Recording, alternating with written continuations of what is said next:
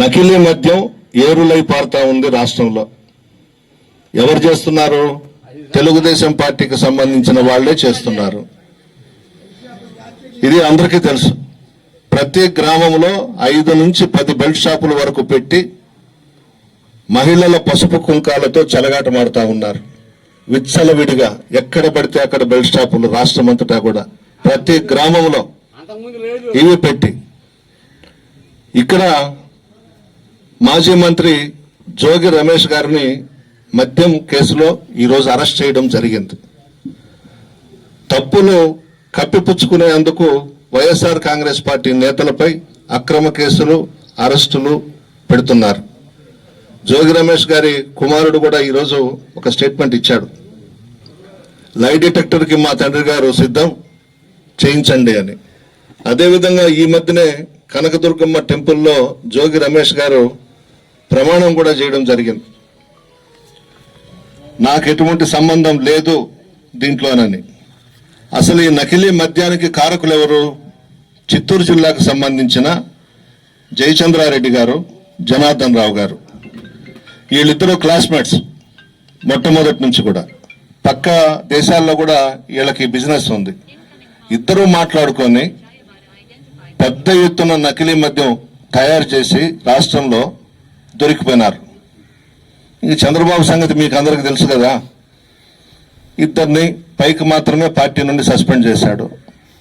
అసలు ఈ నకిలీ మద్యానికి సూత్రధారి లోకేష్ బాబు. ఈ జయచంద్రారెడ్డిని, జనార్దన్ రావుని అందరినీ అడ్డం పెట్టి ఈ నకిలీ మద్యంలో కోట్లు సంపాదించేది లోకేష్ బాబు. ఆయనకే వెళ్తుంది ఈ నిధులన్నీ కూడా. ఈరోజు ఇవన్నీ జోగి రమేష్ గారి మీద వేసి అక్రమంగా, అన్యాయంగా అరెస్ట్ చేశారు. జనార్దన్ రావుని సిట్ అధికారులు, పోలీసులు కొట్టి చిత్రహింసలు పెట్టి జోగి రమేష్ పేరు చెప్పమంటే జనార్దన్ రావు జోగి రమేష్ గారి పేరు చెప్పడం జరిగింది. ఇంతకన్నా దారుణం ఇంకొకటి లేదు. ఈ డైరెక్షన్ కూడా చంద్రబాబు నాయుడు, లోకేష్ బాబు సిట్ అధికారులకు, పోలీసులకు ఎవరి పేర్లు వైఎస్ఆర్ కాంగ్రెస్ పార్టీ వాళ్ళు ఇరికించాలనో ముందుగానే చెప్పి మన వాళ్ళందరినీ కూడా అరెస్ట్ చేస్తా ఉన్నారు. దీనికి సూత్రధారులు చంద్రబాబు, లోకేష్. చాలా దారుణం. నిజాయితీ కలిగినటువంటి వ్యక్తి జోగి రమేష్ గారు, మంచి వ్యక్తి, రాజశేఖర రెడ్డి గారి కుటుంబానికి అభిమాని. ఈరోజు కావాలని జనార్దన్ రావుని కొట్టి చిత్రహింసలు పెట్టి జోగి రమేష్ గారి పేరు చెప్పించడం జరిగింది.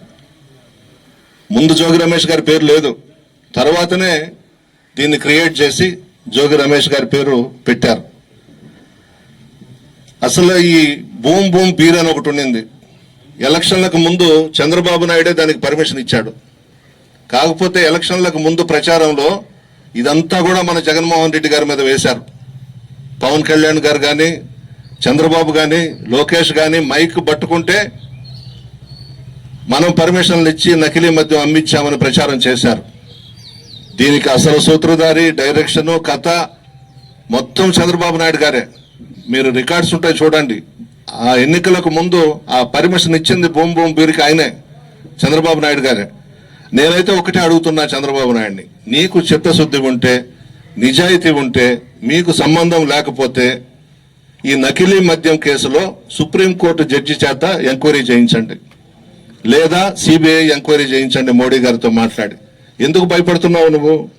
అధికారం నీ చేతిలో ఉందని పోలీసుల్ని, సిట్ అధికారులని నీ చేతిలో పెట్టుకొని అక్రమంగా, అన్యాయంగా వైఎస్ఆర్ కాంగ్రెస్ పార్టీ నాయకుల మీద కేసులు పెట్టిస్తున్నావు.